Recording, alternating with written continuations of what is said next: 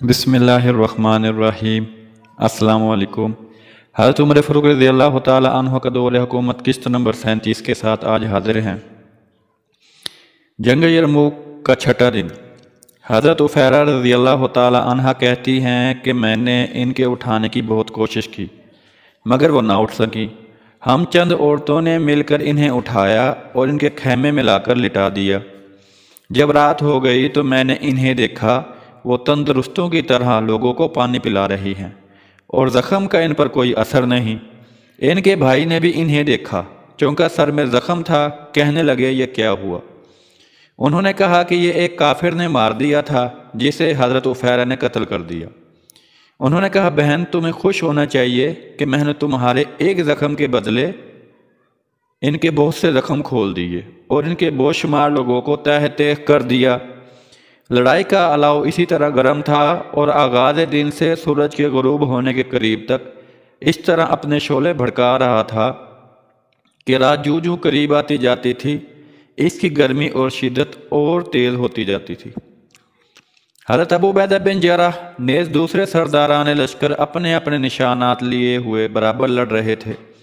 हत्ता कि रात की ज़ुल्मत ने इन दोनों हरीफों के लश्करों के मबैन पर्दा डाल दिया। हज़रत अबू उबैदा बिन जर्राह हज़रत मरकाल बिन हाशिम रज़ी अल्लाह ताला अन्हु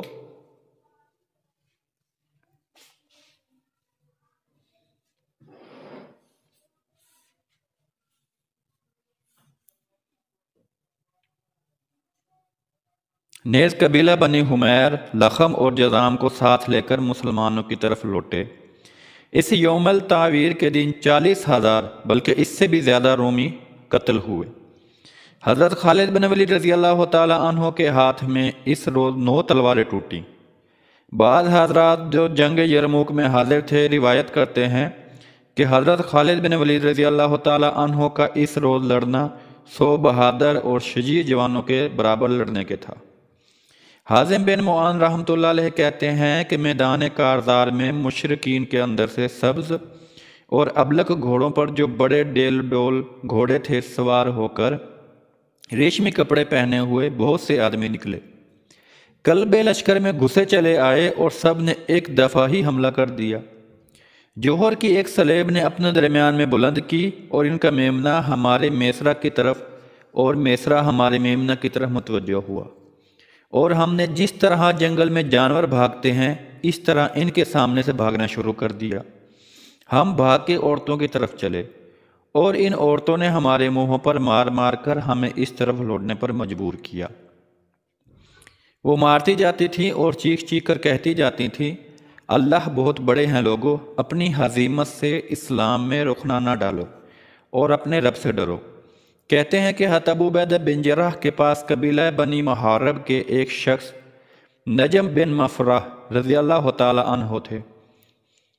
ये शख्स अरब में नहायत फसी, बलीग, खुश बयान, बुलंद आवाज़ और नहायत आला दर्जे के मुकर्रर समझे जाते थे। हत्ता कि फुसहाए अरब इसके नज़म और नसर सुनने के लिए इनके पास दूर दूर से आया करते थे।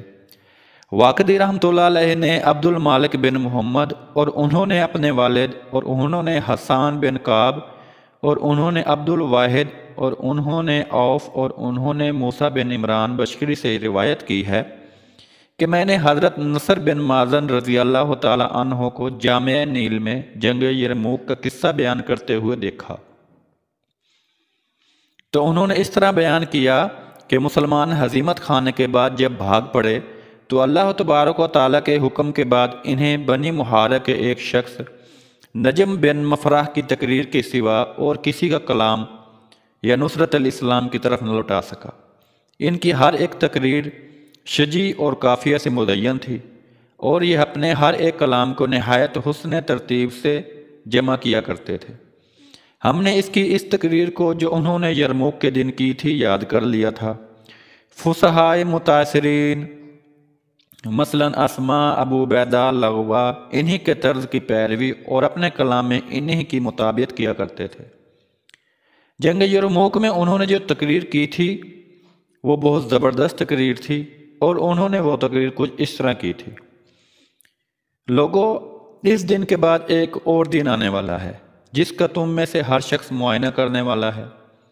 جنت میں تم تب تک داخل نہیں ہو سکتے جب تک سختیوں میں صبر نہ کرو، اور خواہ کتنی ہی مصیبت نازل ہو جائے مگر جہاد سے حذر نہ کرو۔ اللہ تبارک و تعالیٰ نے ارض سماوات میں اگرچہ جنت بنائی ہے مگر اس کی کنجی سختی جھیلنے والوں کے لیے ہے۔ شہادت کا درجہ چونکہ تمام چیزوں سے افضل اور اعلیٰ ہے اور حصول رضائے رب کا ایک آلہ ہے۔ تمہیں چاہیے کہ شہادت کا جام پی کر اپنے رب کو راضی کر لو اور جنت کے مستقبل کو اپنے لیے ماضی کر لو۔ یہ آتش حرب مشتعل ہے جس کا اشتعال دیر پا اور مستقل ہے۔ ہلاکت اور بربادی آ گئی ہے، نفاقت اور شقاق کی گھٹا گئی ہے۔ کیا تم اس زمانے کے نبی کے اصحاب نہیں ہو؟ کیا ابواب رحمت کے بواب نہیں ہو؟ کیا تم باری تعالیٰ جل جلالہ کی نصرت و اعنت سے نا امید ہو گئے ہو؟ کیا تمہارے اوج کے منہ خورشید سو گئے؟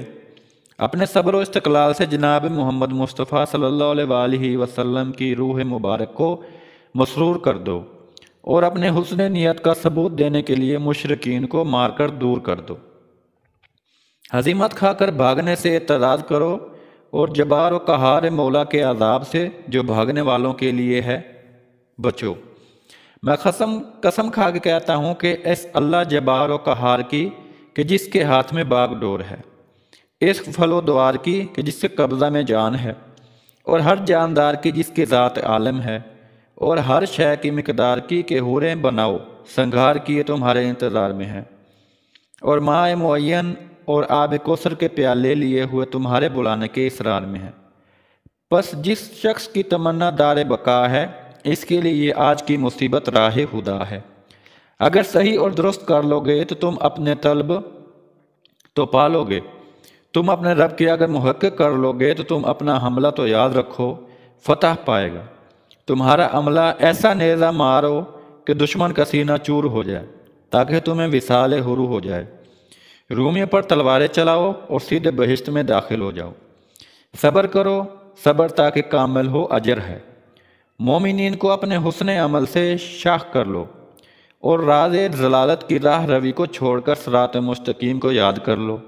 کفار کی جہالت کی موافقت نہ کرو اور نہ ان کے کسی قول کی مطابقت کرو، بلکہ اپنے اسلاف کے اعمال صالحہ کے نقش قدم پر چلو اور ان کے سبب جو کچھ قرآن میں نازل ہوا ہے کان اس پر دھرو۔ اللہ قرآن شریف میں فرماتے ہیں، جس کا ترجمہ کچھ یوں ہے،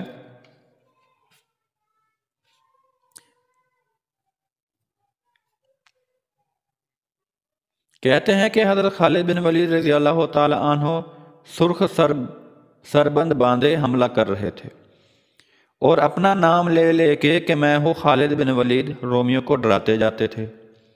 آپ کی طرف ایک سردار جس کا نام نستور تھا ریشمی کپڑے پہنے ہوئے نکلا اور آپ کو اپنے مقابلے میں بلانے لگا۔ آپ چونکہ لڑائی میں مشغول تھے، اس لیے آپ نے نہ زیادہ اس کی طرف توجہ فرمائی اور نہ یہ سمجھے کہ وہ کیا کہتا ہے، مگر جب اس کو کسی زبان میں کچھ بڑبڑاتا ہوا دیکھا تو آپ فوراً سمجھ گئے کہ اس کی طرف سے چلے دونوں میں سخت مارکا شروع ہوا۔ عین مارکا میں آپ نے گھوڑے کو آگے بڑھانا چاہا مگر اس نے ٹھوکر کھائی اور اس کا منہ زمین پر جا کر لگا۔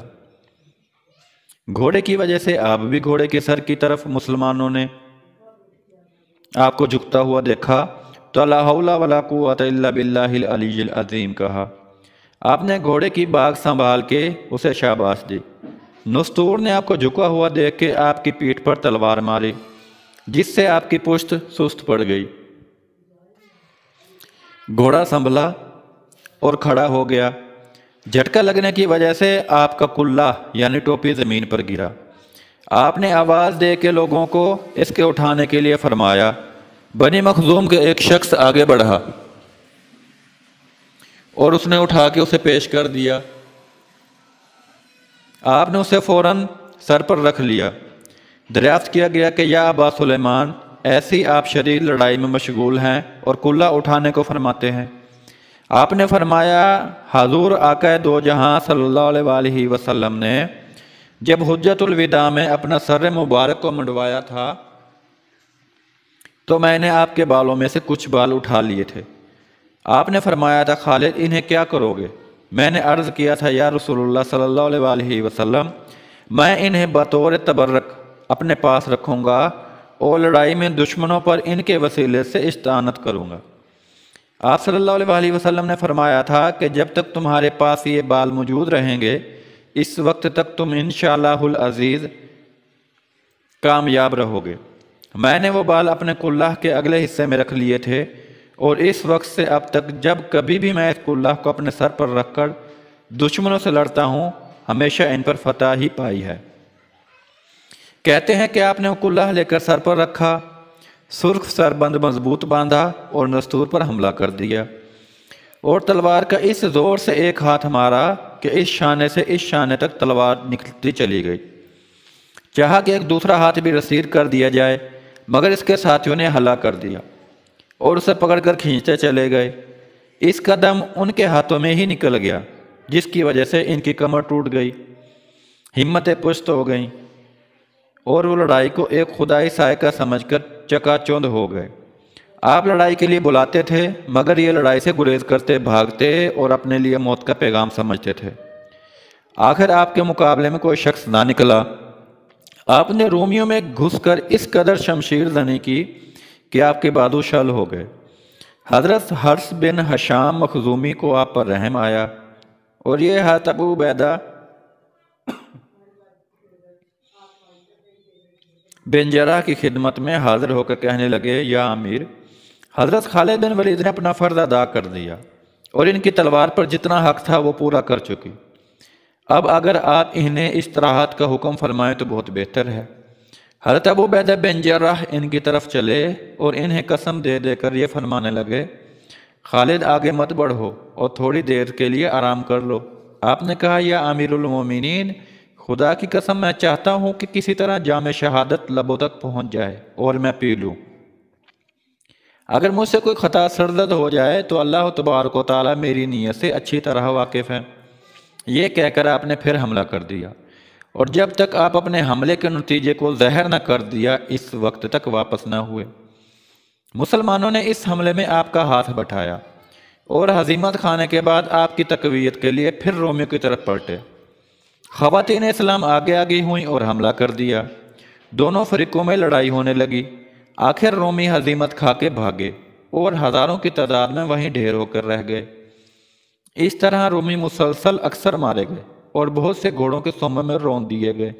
آخر آفتاب اپنے کرنوں کے نیزے تانے مغرب کی طرف مائل ہوا اور دونوں فریق علیحدہ علیحدہ ہوئے۔ خون بہہ رہا تھا، زمین مقتولوں کی نعشوں سے بھری پڑی تھی۔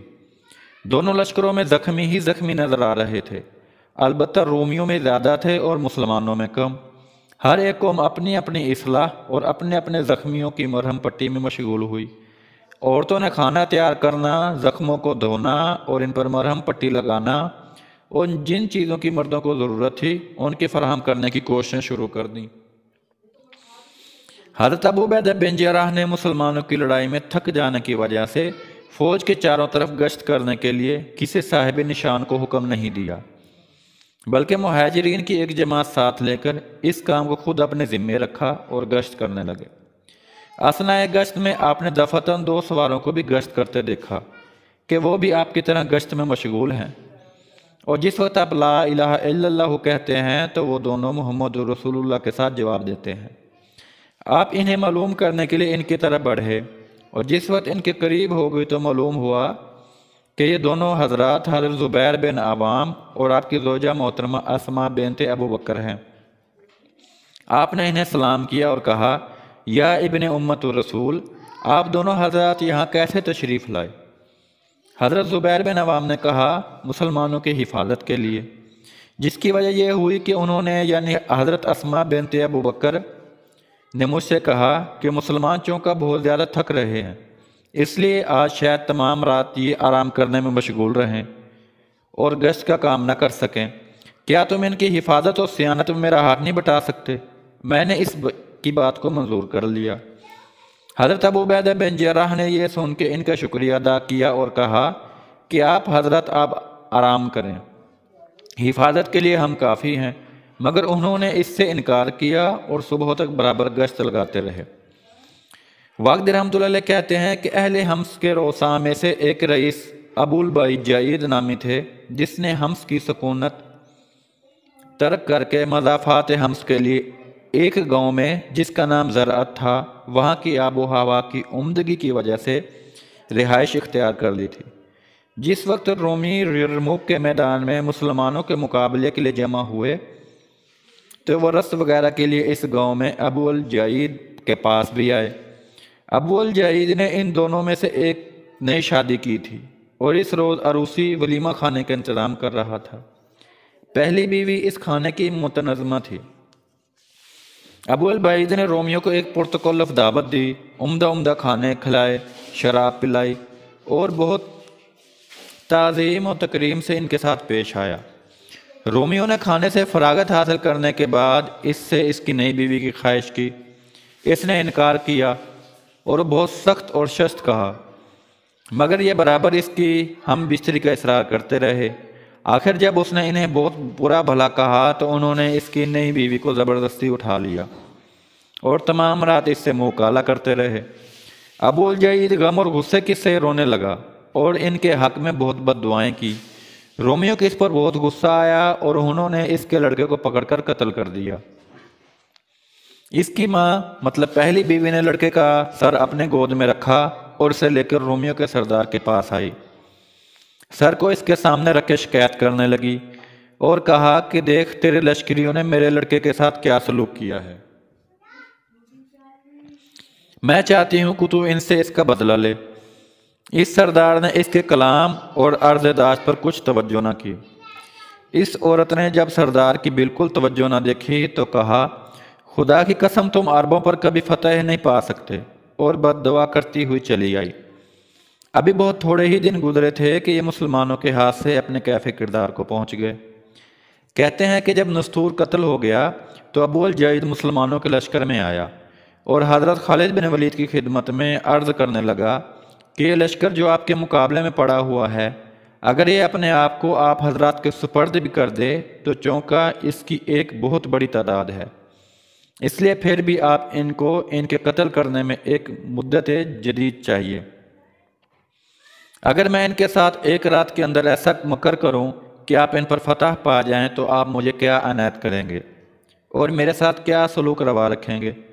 مسلمانوں نے کہا کہ ہم یہ دیں گے اور ساتھ ہی یہ اعنت کریں گے کہ تجھ سے تیری اولاد سے تیری اہل بیت سے جزیہ نہیں لیں گے اور اس کا تجھے ایک اقرار نامہ لکھ کے دیں گے۔ واقدی رحمۃ اللہ علیہ کہتے ہیں کہ جب ابو الجعید مسلمانوں سے اقرار نامہ لکھوا چکا اور معاہدے پر توثیق کے لیے دستخط ثبت ہو چکے تو یہ رومیوں کے لشکر میں گیا۔ رومی یاقوسا نامی ندی سے، جو وہاں سے ایک بہت بڑی ندی تھی، واقف تھے۔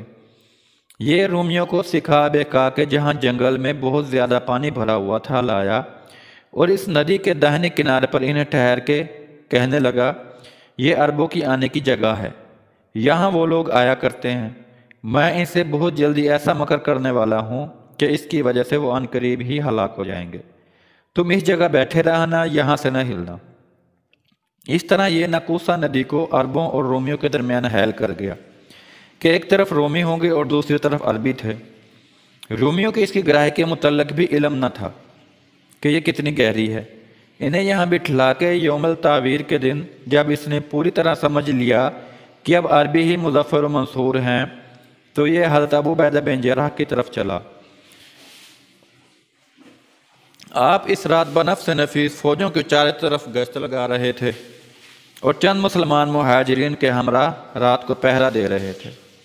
یہ آ کے آپ سے کہنے لگا کہ آپ بالکل بے فکر رہیں، کسی طرح آپ نے بندوبست نہیں کیا۔ آپ نے فرمایا ہمیں کیا کرنا چاہیے؟ اس نے کہا جب کل کی رات ہو تو لشکر میں کثرت سے آگ جلوا دینا۔ یہ کہہ کر یہ رومیوں کو چکما دینے اور کوئی ہیلا و مکر و فریب ان کے کرنے کے لیے پھر پلٹ گیا۔ 237 نمبر قسط کا یہی اینڈ ہوتا ہے۔ انشاءاللہ 38 نمبر قسط کے ساتھ پھر حاضر ہوں گے۔ دوستو ویڈیو دیکھیں، ویڈیو کو شیئر کریں، کمنٹ کریں اور پلیز چینل ضرور سبسکرائب کریں۔ شکریہ۔